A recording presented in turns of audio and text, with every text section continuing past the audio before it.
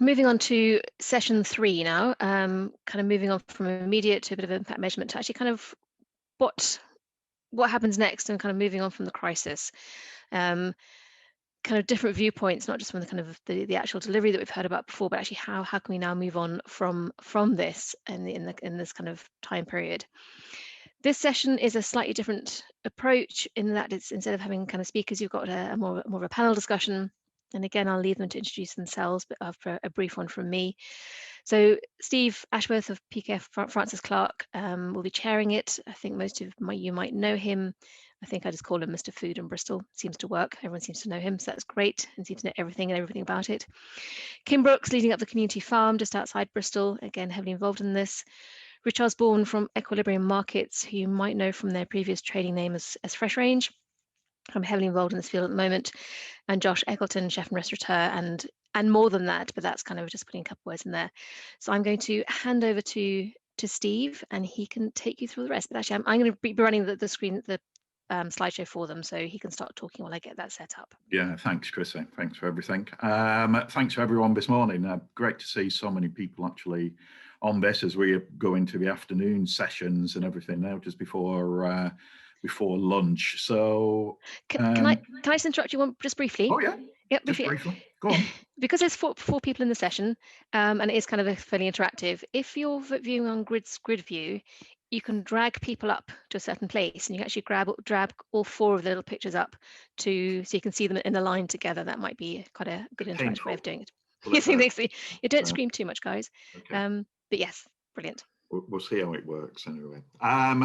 Yeah, so we've looked this morning already on sort of where we've been, how we've got to where we are, and now we're going to start looking at and thinking about some of the longer term implications for food security. So moving on from the crisis, and how's Bristol responding overall, and what else do we need to be thinking about? And there's a few areas which we want to focus on, including supply chains and what our restaurant sector, our food businesses and everything are doing across the city and further afield. So it's that sort of from the immediate change, the immediate need, I should say, onto, this systemic longer change and that.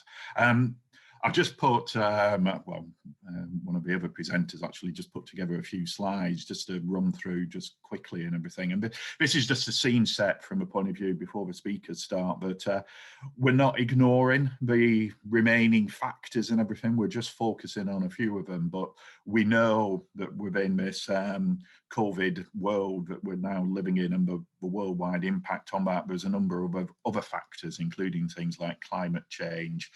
Just the next slide, Chrissy. We've got, you can read these later if you like, just in a little bit more detail, but we've got the climate change and how that's affecting the environment. We've got issues from that of how we're producing food, how farmers are growing, how our agriculture and everything is working. The social, economic and public health. COVID has heightened some of this around, sort of health and poor health, and how that has been sort of, it's a bit like a circle at the moment, that a catch-22, that COVID sometimes is affecting, well, not sometimes, is affecting people's health, but the way people are at the moment impacts on how COVID and everything affects them. So, the pandemic's had an effect there, people coming to the UK, having enough workers and everything to do the job. And what's happening across, the political world and everything impacts heavily on, on our food production and Brexit. Next slide.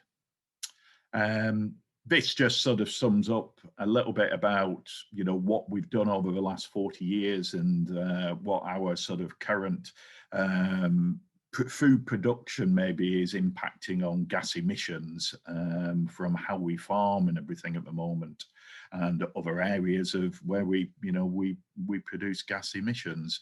And the final slide, just to lead in, thank you, is just this on, you know, the supply chains. Our supply chains for food are enormous in some cases, and the more locally focused we can become, the more we can become self-sufficient to drive things forward in the future, the far better our food chain and everything will be. And we're going to touch on all of these areas, or some of the areas anyway. So next slide. That's just enough of my initial talking. We've got some brilliant speakers and everything just to come up just to talk about this. So we'll start with Kim Brooks from the community farm. Kim's going to introduce herself properly and what the work of the community farm is. Then Rich Osborn, who many of you will know as well, will go and look and talk about the actual supply chain area. And then we're going to finish with Josh, who many of you have already seen this morning on various videos, and the great work that Josh has done with many of the other restaurants across the city in a partnership and that. So exactly what Josh has got lined up as well for the future. So can we start with the first slide for Kim? And Kim, please, over to you.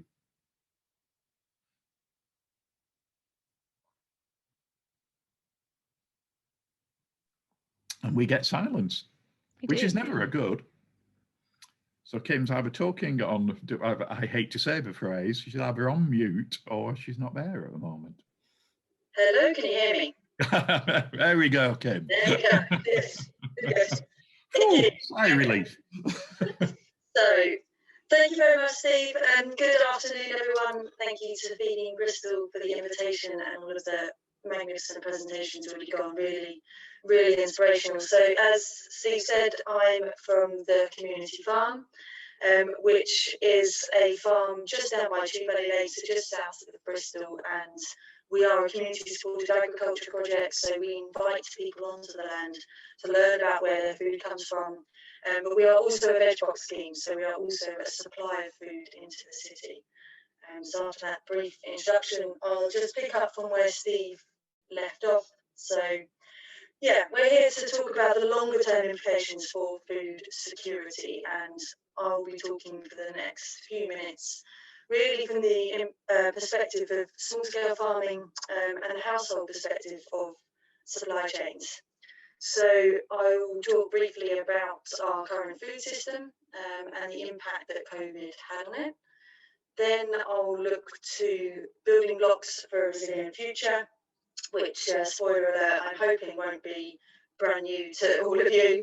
And thirdly, how we can use our shared experience in COVID and build momentum from that. So starting off with our current food system and what that looks like, and therefore what the impact of COVID was. We live in a global and industrialized food system, and what that means is long global food chains based on commodity foods and very limited variety of those foods. So, you know, we exist on basically kind of 3 grains across the whole of the global food supply chain. And in the UK, really the dominant feature of our UK food supply are these supermarkets. We've got a very kind of hourglass food system, which is pinched in the middle. So despite the fact we've got fantastic farms in the UK and fantastic small-scale producers, for them to get access into households, they have to fight the supermarkets, and that is an ongoing, incredible fight for them to try and get access out to food. You know, the supermarkets, they started on the high street and then they moved out of town to kind of even bigger out of town American style stores. And what that has meant from a food security perspective is it's killed our high street, it's killed our local food systems, and it's limited access of real food by households to that. So that was kind of the setting the scene. That's what we started off with, and then of course COVID came. And I'm going to start with what I call a positive, which is that it did actually bring the supermarkets down. So it emptied their shelves. We all remember those images where within just a few days, you know, supermarkets were empty and people didn't want to use them anymore. But of course, it wasn't actually a positive. You know, as we've already spoken about today, that the pain that caused and the damage that caused in our food chain was excruciating for some, and especially the vulnerable. But what we saw was, something had to take its place. So when people couldn't go to the supermarket, it was the local food systems that stepped up, and it was people that we've already spoken about today, people in projects offering their time, getting food out to households. And of course, it was deliveries. So veg box schemes, the community farm runs a very successful veg box scheme, but COVID saw sales increase by 100% overnight, and that was mimicked across the country. What that meant from a supply chain perspective was these local systems, with the restaurants closed, food could be diverted from the restaurants into kind of the household food chain, so that the food was there, but smaller scale enterprises like ours, we had to buy in. We always buy in. It's not just from our fields, but the same for us and across the country. Veg box schemes had to buy more in from other suppliers.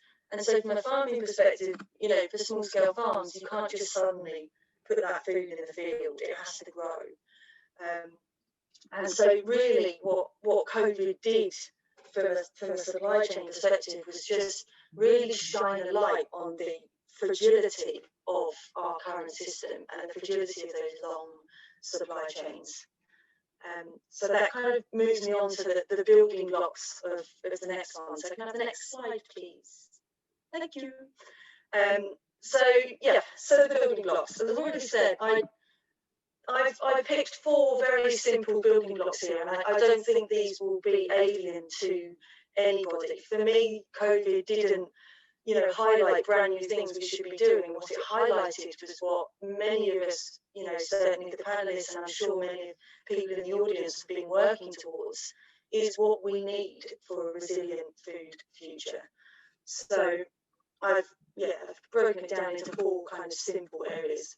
So a people-based food system. Now, what do I mean by that? Well, as we saw in COVID, when the supermarket shelves were empty and when people couldn't get out to those out-of-town supermarkets, it was the local food supply chains that jumped in. It was the local high streets. It was the local delivery schemes. So when I say a people-based food system, it's inviting people to get back in and back involved in the food chain. So it's community-supported agriculture projects. It's encouraging people to get onto the fields and get their hands dirty to really understand food. But it's also people being at home and cooking together. But it's also schools and workplaces. Everybody getting people back into the food system. The next one is short supply chains. So again, not a new one. We've all been talking about this for decades. The price we pay for our global, really long supply chains is, packaging and processing, and it's fragile. And we saw that in COVID. It was very easily broken. But by shortening those supply chains, by bringing food back into our cities and the surrounding areas and small-scale farms and urban agriculture, I'm not suggesting that we can't, enjoy spices and bananas or have an avocado, but we need to recognise where that food's come from and the cost of the journey that food's been on. The third one, eating seasonally. So all they go hand in hand, eating seasonally, short supply chains. If you're eating seasonally and trying to eat local produce that's in abundance at that time, you will shorten the supply chain and you'll be eating in local food systems. Not eating seasonally relies on, artificial growing environments. It relies on the need for refrigeration, for processing, packaging and transportation. By eating seasonally, we can eat what's in abundance and increase our resilience and our personal health. And the last one is buying locally. So by buying locally, you're supporting that local food system. You're supporting that local food system that we saw had the resilience there when we needed it in a crisis, but we needed it before. And I think what COVID proved was that it's actually there, it's waiting. We don't need to change too much to just, reignite that local food system, but it needs commitment and it needs consistency. Small scale farms, they need to know that if they plant crops, that they will go into a food system and they will be bought, and that's what we need to build on. But I honestly think, by those 4 things and by really building that local food supply chain, if we start focusing not on, feeding into a global commodity food system and corporate profits, we can really feed people and feed them much better. So, as I say, not anything different, I don't think, to what we've been talking about for decades, but hopefully COVID has highlighted the real need for it. So, on to the last slide, please. Thank you. So, really thinking about the momentum that COVID can give us, and I just wanted to, again, this is like such a huge topic, so breaking it down into just a few minutes is no easy task, but I've gone for a real sort of positive look and actually what can we do as individuals, to build on this momentum, because ultimately, as we saw, the food system has such a huge impact on our environment, and at the moment it's a detrimental impact, but we can change that. It can be a positive impact on our environment and our communities and our own health, in fact. So the positives, what can we do as individuals and as households? As I've already said, buy local and eat seasonal. But I think something that we saw in COVID was, some people are very time rich, some people are very cash rich, and then there's a big gap, and then there's a lot of people who really aren't rich in any sort of way, and they're very, very vulnerable. But pay it forward schemes. So during COVID, the community farm set up a small donation that people could add to their order, and we promised to use that for projects that help those least or most impacted by COVID. We use the same mechanism to provide for the Caring at Christmas campaign. So if you can't do anything else, pay it forward if you have the ability to do so.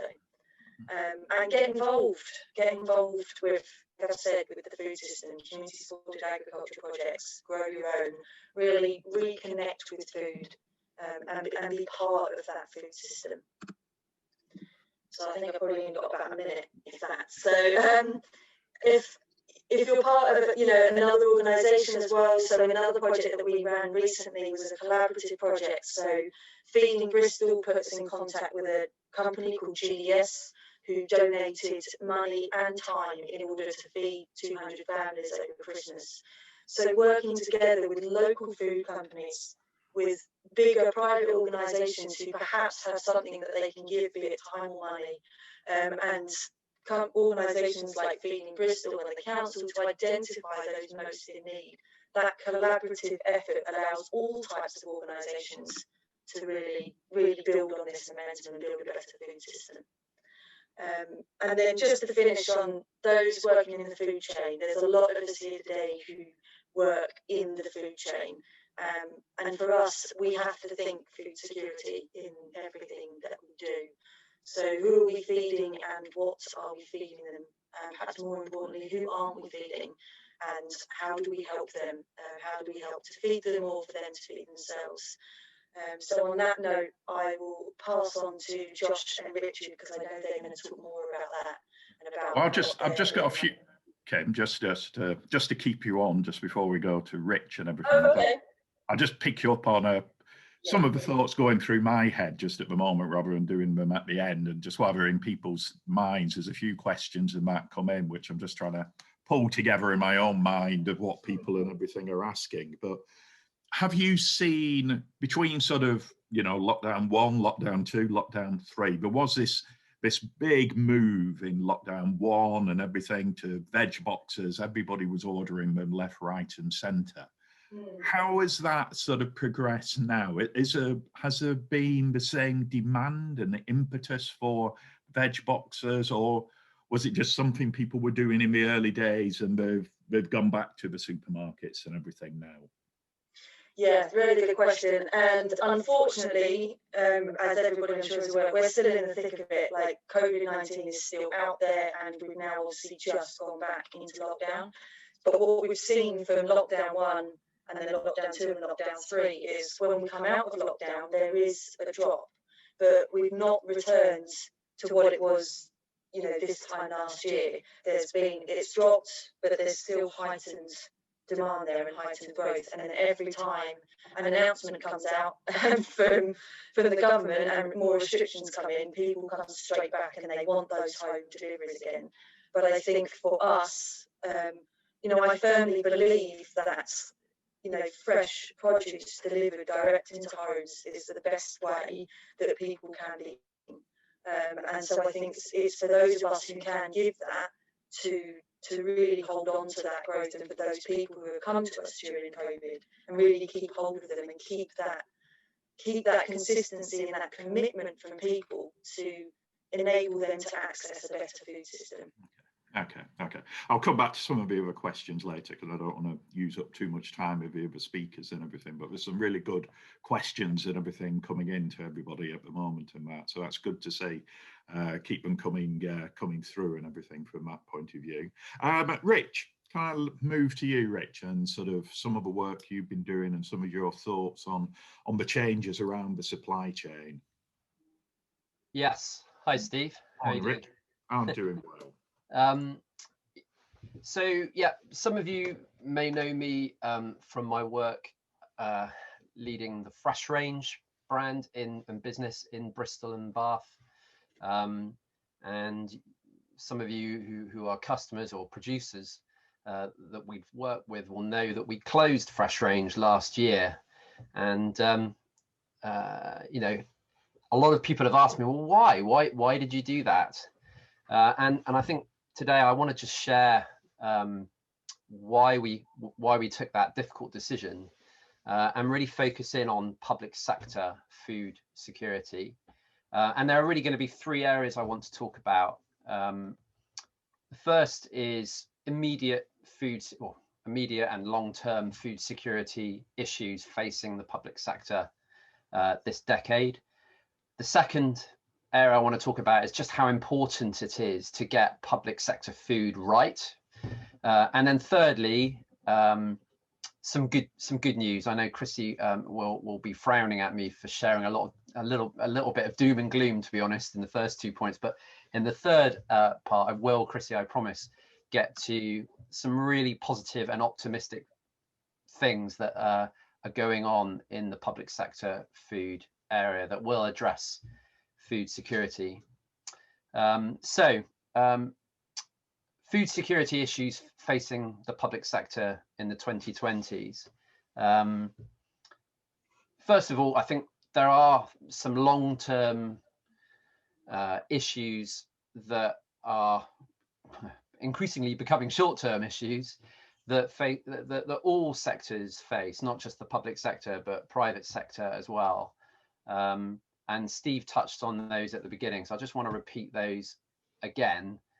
First of all, environmental factors. So there's this sort of rather evil sort of circular problem around carbon emissions and global warming. That means our food system is a very, very big contributor to global warming. So in the UK, it's about 20% of our greenhouse gas emissions are generated by the food system. Globally, there's data that says it's as much as 30% of global greenhouse gas emissions are generated by the food system. And then this evil sort of circular problem is that also it's the fact our climate is changing so rapidly that also presents a food security risk. So it's kind of not a nice cycle that's occurring there. Then the second area is social, economic and public health issues that are basically presenting food security risks for all sectors. And thirdly, geopolitical risks. So, you know, just looking at the uncertainty still around quite what our trading relationship will be, even though we've got a trade deal with the EU. You know, the simple truth is there are elements that could impact imports and exports of food from the UK that could change ongoing. So there just isn't that level of certainty that perhaps used to exist a few years ago for producers of food and consumers of food in the UK. So those are risks that face all sectors, but there are some really unique risks that the public sector face. And they've been articulated really well in a recent government inquiry that you can go onto the Houses of Parliament website and watch the government inquiries, but that ask, can we do better in terms of public sector food procurement? And this raised the fact that many across many of the sectors, there is widespread missing of food standards going on. So we have food standards set in health and in education, but they're just being missed. And additionally, there's this shocking, I found absolutely shocking reality that there's legislation in place that allows, actually permits public sector procurers to knowingly not focus on food standards if budgets necessitate. So in other words, literally any food can be procured and served according to this legislation, to loved ones in hospital or in school, or to our armed services. And then the other area that everyone should be aware of is that industry are flagging to government right now that there is an immediate risk to public sector food supply because of COVID. So the tier 1 suppliers that have the biggest market share of supplying the public sector, so I'm thinking of companies like Brakes and Bid Food, they flagged that they're in trouble, which isn't surprising given that 70% of their business is supplying the private sector catering market, which is being closed at short notice on and off repeatedly over the last year. So very difficult for a business to respond. And of course, those businesses, 30% of their business is supplying the most vulnerable in society, people in care homes, hospitals, people who are incarcerated in prison, so depend on that food. And so there's an immediate risk that those companies are at risk of going under, and there isn't really a very strong plan B that's in place. So that kind of summarizes the food security issues. Secondly, what I'd like to share is the importance of getting public sector food right.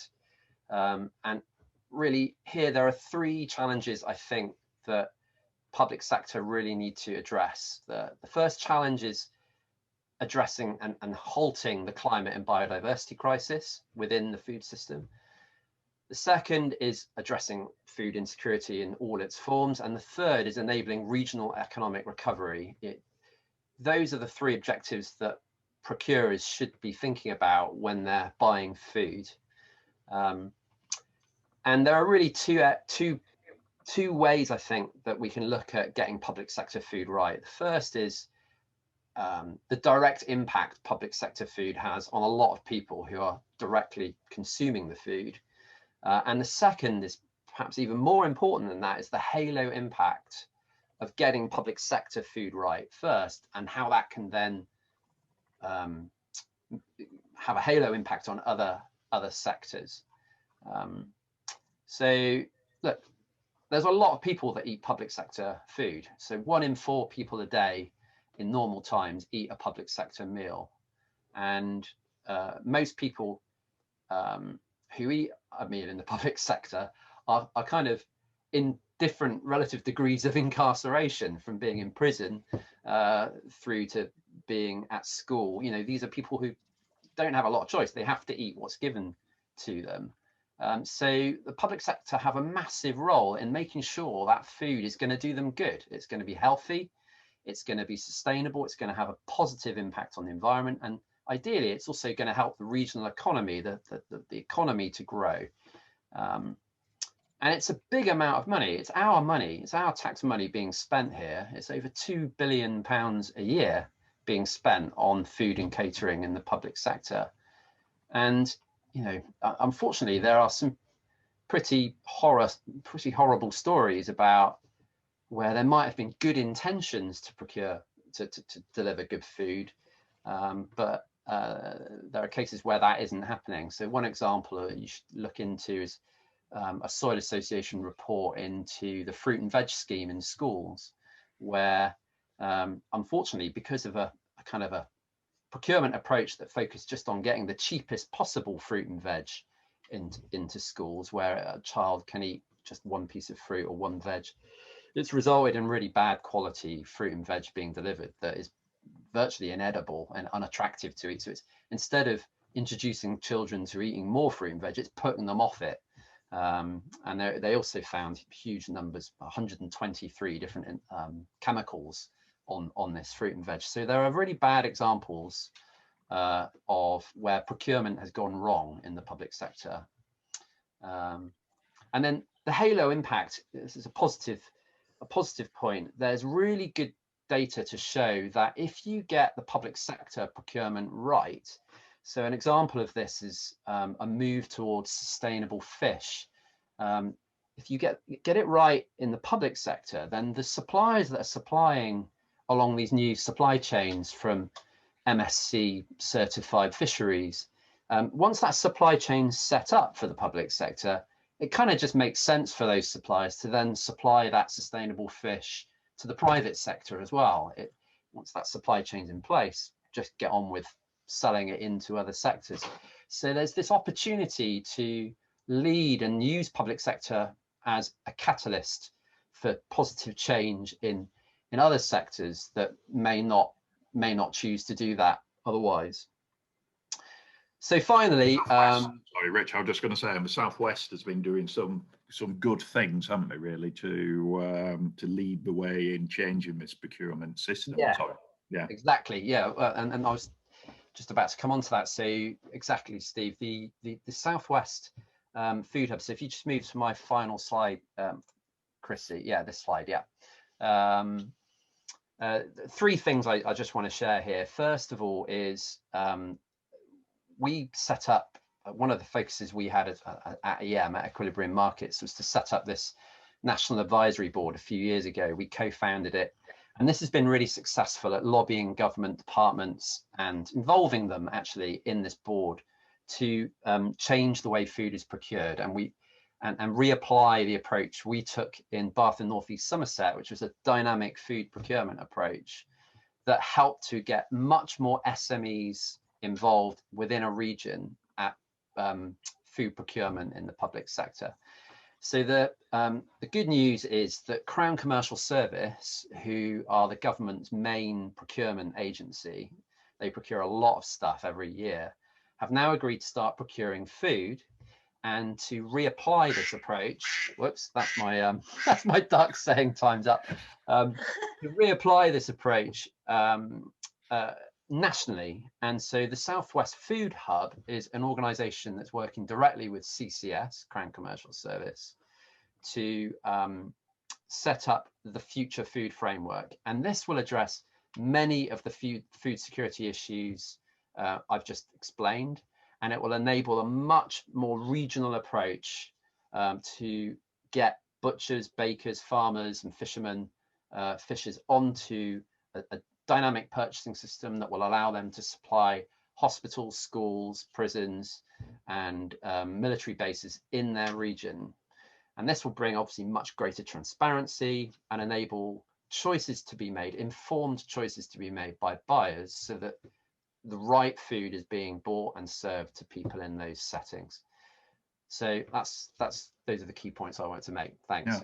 Thanks, Rachel. And I mean, this that you're bringing in through the Southwest Food Hub and everything is really exciting, and it could be a game changer and that for lots of people. So thank you for explaining and everything from that, and thank you for the duck as well. Very, very, very. We should all have a duck. Wow, you know.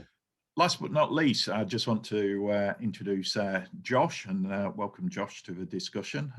As I mentioned earlier, we've seen quite a bit of Josh already, but just in case, Josh, nobody knows, I can't believe nobody knows who you are and what you do, but maybe a little bit of a brief introduction and then some of what you've been doing and plan to do as well. Yeah, sure. So I'm a Bristolian and a local chef and operator, restaurateur. However, having said that, I don't really feel like a chef anymore these days. More of an operator, I would say, and that goes from operating restaurants in Bristol and where we started at the Pony and Trap in Chew Magna, so from Chew Valley to Bristol, so right on the community farm's doorstep actually, and through to running in collaboration sort of food festivals, I guess, and creating trying to move forward now with creating education facilities from training chefs to inspiring all walks of community. So I guess the question that was posed was what have we done as a restaurant trade in response to COVID? I don't know what we're going to do in the future. So I think this has been echoed by quite a few people, is that what I want to do and what I want to achieve is not necessarily, it's not any different to what we had before. All COVID's done is created a catalyst and accentuated and sped up what we want to do and what we want to achieve. And unfortunately, I always find that systemic change is only incited in the face of disaster. So it'd be nice to get to a point in our society where we don't have to pivot in the face of disaster, but we'll take it. So what have we done? I mean, in the last couple of years, I've been trying to change my business to integrate with community as much as possible. And I think it's fair to say, and I'm not tarring everybody with the same brush here, is that as a restaurant, let's talk about the restaurant trade. Getting the restaurant trade in, and let's just talk about Bristol, to integrate with community and stuff that's happening is notoriously difficult. And that's not because the restaurant trade don't care and they don't want to do it. It's because they're bloody busy, running restaurants takes a long time, takes a lot of hours. And I was in the same boat myself for years. And our organisation has got bigger as we've gone along. And that means we employ more people, we've got more resource, and we're able to engage more. And that's something I've always been interested in. And so now, in the last couple of years, we've engaged quite a lot with catering in Bristol and run Christmas over the last 3 years on Christmas Day for them and the days that surround that. And the way I've achieved that is by integrating with other restaurants and simply, friends and people that coming together as a community to help as much as we can. And that's what happened at the start of the pandemic with the Cheers Drive project. Everybody came together. And so for me, moving forward, what this all points to is trying to inspire people and trying to create enablement. And another amazing collaboration that I was proud to be involved with was Breaking Bread up on the Downs, and that came together very, very quickly. And that that was cooperative for businesses. It's myself, it was Team Love who the guys who brought the whole thing together really. Pastor Local Group, Pipe and Slippers, Love In, and we've done a great job there. And we're going to be coming back in this year, April to September. And for me, this restaurants. So we've got two things here. We've got restaurateurs and people who operate it, and they've got all the people that dine in restaurants and eat in restaurants. And that, there's quite a lot of power in those two things. One, we need to inspire all restaurateurs across the city or operators to help or enable them to get involved with as much community and as much aid as possible, which is physically possible for their business to sustain, And we could do that by offering them solutions to get involved from small things to large scale events. Then we have all our customers that come to our restaurants and come to Breaking Bread, and that means that we have a huge marketing opportunity. Excuse me a second. Can you just sort that for a huge marketing opportunity to put a face on what's happening in the city through food, So the pinnacle of that is something. All this writing we have on the screen here. Something that reads very well, and I clearly didn't write. And it's called the Team Canteen. So initially, to look after, for me, and this is my opinion, obviously, because I'm saying it, to look after your community and our immediate community as restaurateurs is our staff, and we have a staff meal every day and we feed our staff.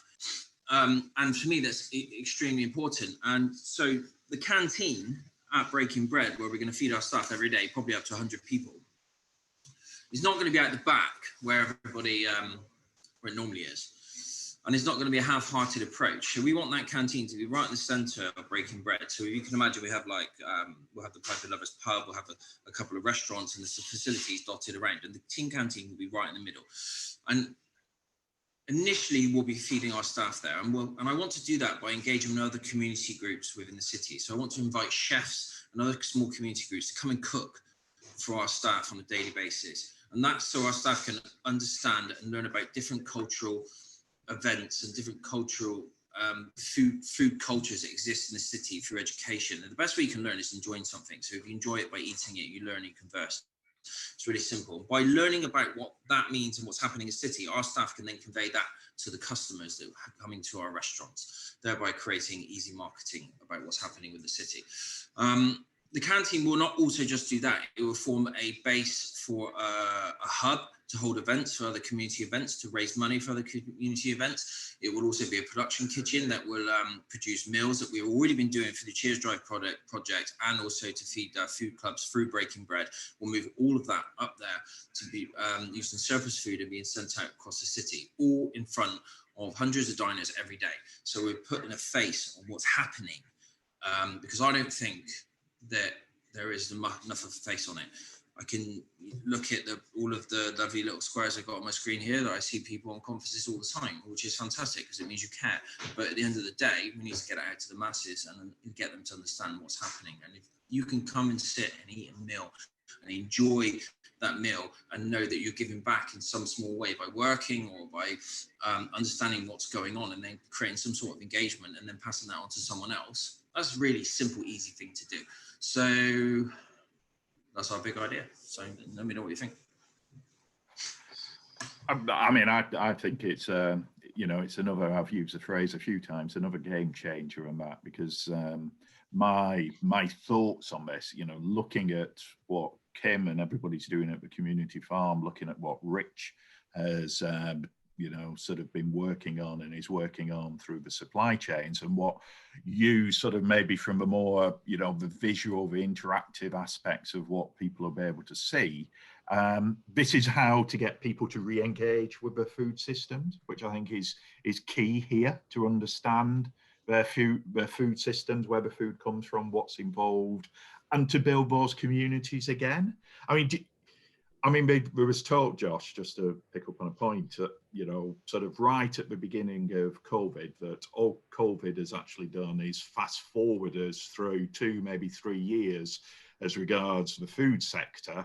You know, whether it's the restaurants or whether it's the growing and everything, for a system which was already perhaps broken. It was broken years ago. We're just kidding ourselves. Yeah. I mean, why do you think we don't realise it's broken? Why, you know, because until COVID came and it got highlighted, why did we not see it was a broken system? Because we're stuck in the system. So essentially, you know, I likened it to when all of our restaurants closed, we jumped off the hamster wheel, you know, and you actually jumped off and took a look back at it, and you were like, Christ, what the hell was I doing? So it's because you're stuck in there and you have to keep paddling to keep moving, essentially. So being able to have a break to take a look at it, it's not a bad thing. Obviously, it's not a positive thing that this was the reason we did it, but, you know. So it's just, I mean, it's a bit like you said at the beginning. It's a shame that, you know, we react to a crisis, but a crisis that has given lots of opportunities, if that's the right word, to look back and reflect and bring these changes in now and talk about these building blocks. And this is what a lot of the purpose of today is, and certainly what we'll move into later this afternoon to talk about. Rich, just thinking about just a question for you and sort of the public sector and what is planned. What can individuals be doing to help, you know, the food supply chain, other than maybe the obvious? Because I mean, a lot of the focus from your point of view at the moment is on the public sector because of the amounts of food that are needed, and quality food and sustainable food going into it. But from a lot of people on here, hopefully they won't be having to experience some of this public food and that at the day, but you know, their children could be, and if anyone's unfortunately into hospital. But what else what can people do individually maybe to change a food system and supply chain within the public sector? Well, I'm thinking wider. Than the public sector. I guess, I mean, the main thing is to start to ask many more questions about not only where does the food come from, but probably more importantly, how has it been produced and what impact has it had? The problem is it's all so complicated. The supply chains get so long and it's so distant from people. It's very hard for there to be accountability in the food supply chain. So, the very best chefs in private sector, do go to this effort. They do seek out local supply chains. And as a result of that, they practically know the people producing the food. And there's that sense of accountability between the two of them, that they know how it's being done. And so they feel pride to cook with that produce because they know that there's all sorts of positive impacts as a result of using it. Yeah. But in the public sector, sorry to bring it back to the public sector, but it's where I'm focused. The problem is you're served a meal in the public sector, and it's almost always impossible to know where the ingredients for that meal came from, let alone how it was produced. It's just anonymous food. Yeah. So to answer your question about what can we do as individuals to fix that and put pressure on the system to improve in the public sector, in hospitals and schools and so on, I think in the Southwest we have this unique opportunity in the coming 2 years with the Future Food Framework that the government have committed to set up and pilot here in the west of England and down to Devon and Cornwall. So if you know producers of food, if anyone on the call here knows of a food producer, encourage them to get in touch with the Southwest Food Hub and engage with this process, because the more of our producers that engage with it and know what's happening when with this new framework, the better. Also, if you are an individual consuming food in the public sector, ask the person that's making your food in the public sector, are they aware of the Future Food Framework pilot that's starting, and ask them to get in touch so that both demand and supply in the region are in touch with what's about to happen. The worst thing that could happen is we're the pilot region for this new procurement approach and everyone's just too busy and not aware of it. So I think those are spreading the word out there. So I mean, you've done a great job today, and I think it is that, from an individual, wherever they are and whatever they do, ask the questions. Go into your schools, ask the questions. If you're in a hospital, go and find out. I know I did locally to my hospital before COVID started, obviously, and I know that puts some restrictions on what we can do, but when things do return and you're able to do it, go and ask those questions. So thanks, Rich. I'm conscious of time, and I did just want to cover one more question just back on for Kim, but I think it's probably has been answered in a little bit of the chat area and that, but I think one area which was touched on earlier was, from growing your food, it's not just about growing food, but it's help for people's mental health as well to actually get out there, which I think we would agree and everything to it. But it's how do we spread this a little bit further, Kim, in just sort of like a minute of, to break down some of these barriers for access and that some of the other areas of Bristol and that may have. Have you got any thoughts that you could just sum up in a minute? I think you did put some of the answers into the chat. Yeah, how do we spread it? I think perhaps the easiest answer to that is collaboration. So, myself, Rich and Josh, we've kind of represented the different areas of the food chain and how people get involved. So every single person is an individual and they eat food. So, everyone can be thinking about this. But unless we collaborate across all of the areas of the food chain, so it's not just the food that goes into the household, but it's the food that goes into schools, the food that goes into hospitals, and the food that goes into workplaces, and the food that we eat when we're out. Unless everybody is working together to think about a better food system, it just won't work. So I think yeah, to sum it up, collaboration is perhaps the easiest answer. Okay. Okay. Well, that's probably it. I've got a lot more questions I could ask, but we haven't got time. So, but thank you very, very much to Kim from the community farm, for Rich and what everything he's doing, and especially as well for Josh, and watch for some of these opportunities and everything to get more involved with all of these people. And maybe, you know, now's the time while you're thinking, you know, some of the areas we're touched on as individuals, maybe, you know, if each of us could do one thing different going forward, we could make a heck of a difference to our whole food system and everything going forward. So, so thank you for everyone for listening, and back to you, Chrissy. Thank you very much, and thanks to the speakers and to Steve there. And on